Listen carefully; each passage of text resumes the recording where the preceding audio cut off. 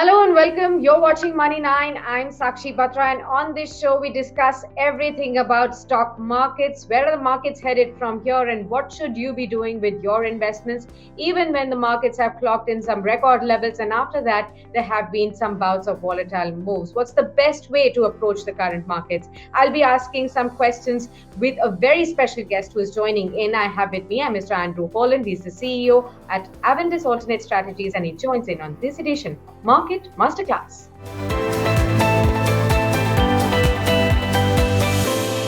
Thank you very much, Mr. Holland, for taking out time for Money 9. Great to have you back with us. I remember when the last time we spoke about the markets, you were talking to us about how the market valuations are right now steep. We are in need of some kind of a correction coming in. But despite that, we have seen the Sensex, clocking in a base of, say, 60,000. We were just 100 points away from the Nifty touching 18,000. And before we saw about choppiness last week. But do you say that markets have more legs to go before we can really call it a day for the markets? And which phase of the bull market do you think that we currently in? But actually, if you look at the markets last month globally, most developed markets and emerging markets were down between 4 and 5%. So India has been the standout. And I think there's a couple of reasons behind that. One is, some of the new fund offerings by mutual funds have garnered 10 to 12,000 crores. And this is money that has to be put into the market, has to, they don't stay on cash. So it has to make it work. And of course you have the SIPs, which is another 10,000 crores a month as well. So, the sheer weight of money going into the market is keeping it higher than you would probably expect.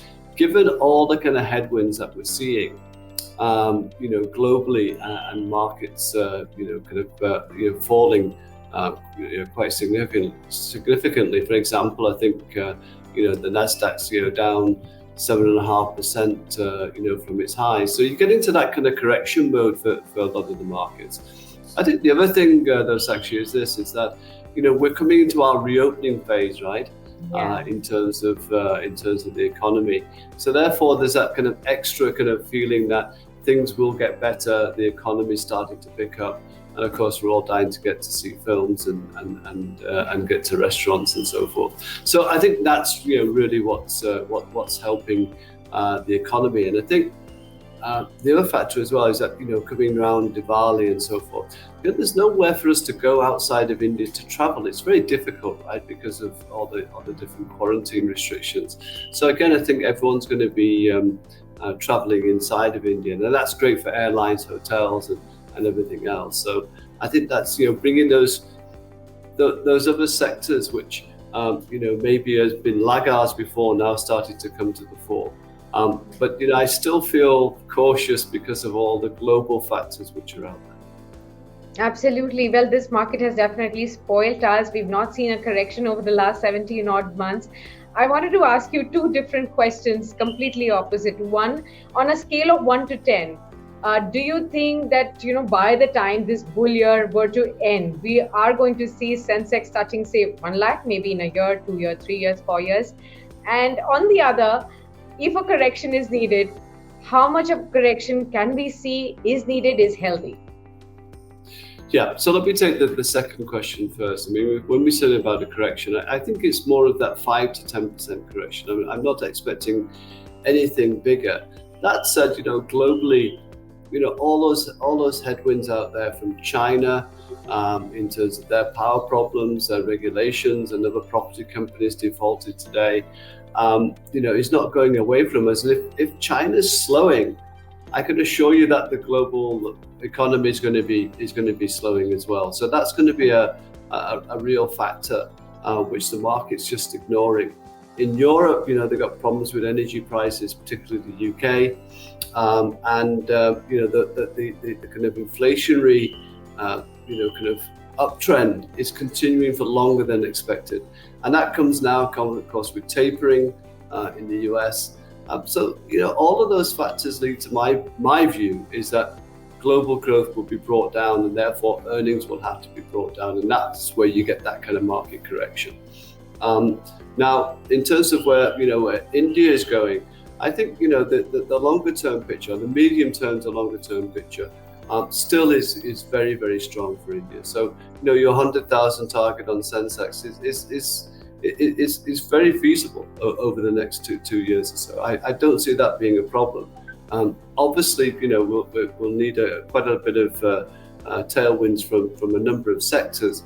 But I think what the finance minister did in the budget last time around was this infrastructure spending, as of when that kicks off, is that extra leg the economy needs to get the multiplier effect for many different industries to do well. And I think that's what the market's banking on. Okay, and since you did talk about the power problems and the way tapering has happened, we are headed into, the RBI coming out with its monetary policy this week as well. I wanted to understand from you, do you expect the RBI to be tolerant, and is the credit policy going to be market moving in nature? Because while the second wave recovery is quite strong on the global front, like you pointed out, that energy prices have also skyrocketed, which ultimately is not good for our economy because we are an oil importing nation.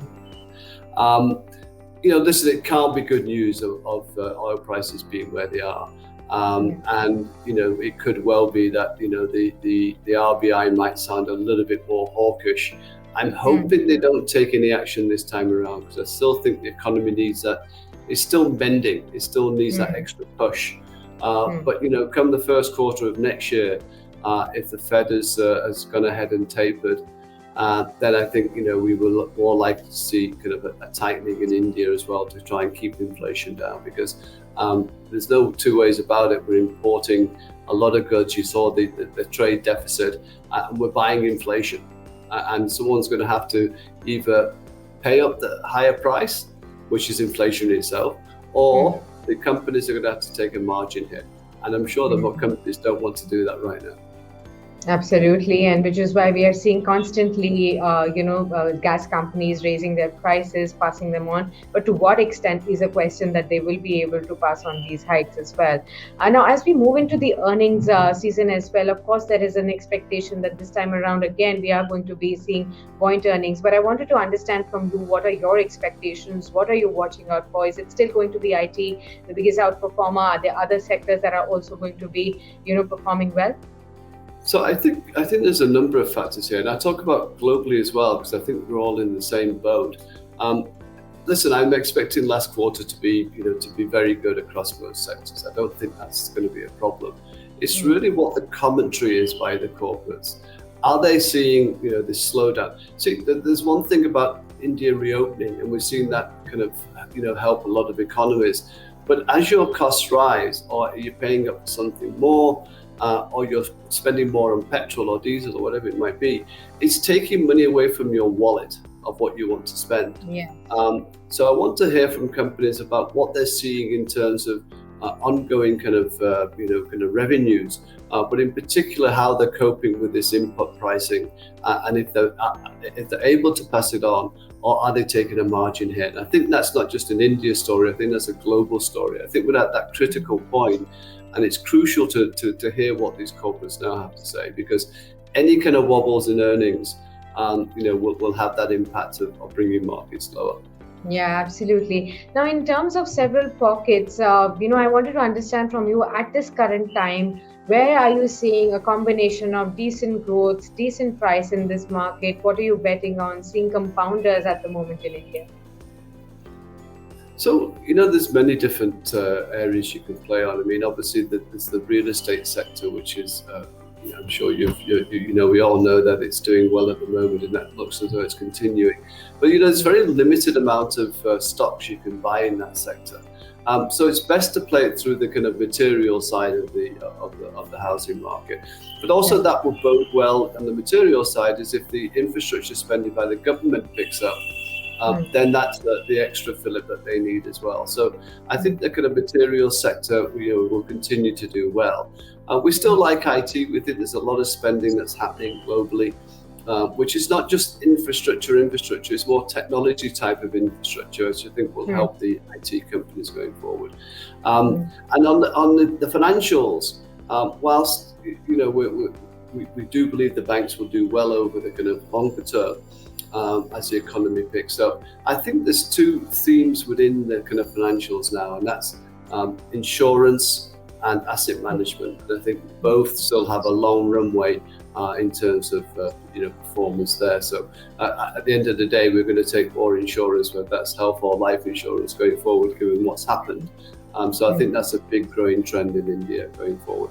Then, of course, we think we're going to see a whole slew of new tech-based type companies or disruptors come into the markets, and I think that those are the areas which the market's going to get excited about. There's a lot of new companies coming, and I think a lot of money will go towards those new sectors. Now, they might not form part of the index, but I think over time they will. So I think our thoughts on valuations may have to differ a little bit going forward, because it's going to be more of growth companies than it has been the kind of manufacturing industrials of the previous years. So I think if I look at the market, I would say that you've now got to start picking out the themes that you believe are going to play out over a longer period. Huge valuations which you can put on the likes of some of the companies who are entering that sector. So it could be the new kind of Netflix type of ratings that people might start affording to the hydrogen segment of the market. Okay. Is there also a sector where you're very cautious about because of steep valuations already run up too much, ahead of fundamentals at the current level? Or do you think that, the rally has quite played out in that segment? So do you believe that their investors should be cautious about some of these sectors? Yeah, I mean, I think if I just take a subsector, so if you take the autos, I just think there's a lot of competitive pressure there. Who's going to be the winner in the electric vehicles? I don't think I know the answer, and I'm not sure anyone does yet. I think that will, become apparent over the next kind of 6 to 12 months. Yeah. What I do know within that sector, though, is that all the suppliers of parts are going to be supplying parts to all the EV makers, so they will do well. But I'm not sure that the actual auto players might do well in a very competitive environment. In terms of EV. So I think that's where I'm more negative, but on the flip side, the auto parts suppliers could be the ones who benefit the most. Okay, understood. So lots of sectors we've spoken about. Before I let you go, just one tip for all the investors who have seen this one-way up move over the last 17 odd months, not tasted the taste of, not have had the taste of any failure or losses at the current level. How should they be approaching the markets right now? Should they stay out, still continue to invest in the best players, the leaders of each sectors, and how should they approach basically? So, it's interesting you say that, actually, because I was meeting quite a number of investors from our fund over the past month or so, and everyone's got the same dilemma. Either some of their fixed deposits, which they've had, are kind of maturing, and they're not going to get the 6-7% they had before. They're going to get 3-4% if they're lucky in any kind of debt instrument. So they want to go into the market. They do believe that the market is going to be, in the longer term, is going to be good. And I think what they're doing is trying to do that kind of phased investment. So your SIPs. So I think if you do that, if investors do that over a longer period, then you are buying at the top, you're buying at the bottom, and you're buying at the middle. But over a longer period, you'll make money. So I think I tend not to worry about the very short term. When I talk about corrections, it can be a little bit painful at that period. But if you just continue to invest, in a few mutual funds or individual stocks that you like on a regular basis, then I think you'll be able to weather those kind of storms for a little bit. I mean, obviously it depends on what that global risk trade is and why markets are falling, before taking that call. But I think, listen, the retail investors seem to have got it right. So, I mean, why should I argue with them? Absolutely. Well, I'm sure that they will pay heed to this advice as well, that whether we see some painful periods, you should continue with your SIPs into those stocks and into your mutual funds, so that long-term compounding impact is definitely there in your portfolios. Thank you so much, Mr. Holland. Always a pleasure having you with us on Money9, seeking all the insights on markets. Thank you so much. Always a pleasure. Thank you for having me. Thank you. All right, and with that, we wrap up this edition of Market Masterclass for you, and we continue to get you all the expert voices on this platform so that you can get to know how are they analyzing the market, and therefore you can take those expert tips and take the wise decision about your portfolios as well. And with that, we wrap up. Thanks a lot for tuning in for now, but a lot more coming up right up next for you on Money Time.